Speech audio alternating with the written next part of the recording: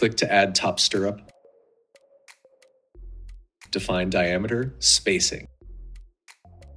Input concrete cover and stirrup length.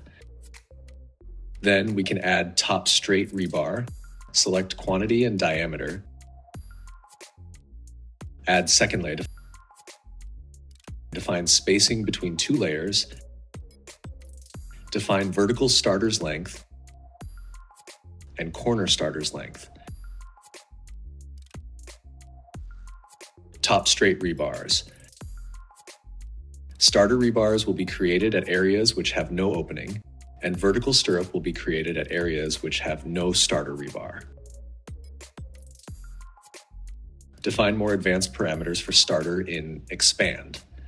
Starter length can be defined by value or ratio of bar diameter, and counting from top of wall or top of slab.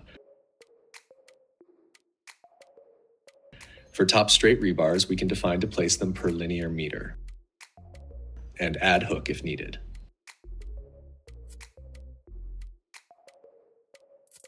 If we define to create mesh reinforcement, two options for starter bar or adapt mesh as starter. Starter bars for mesh. Adapt mesh as starter.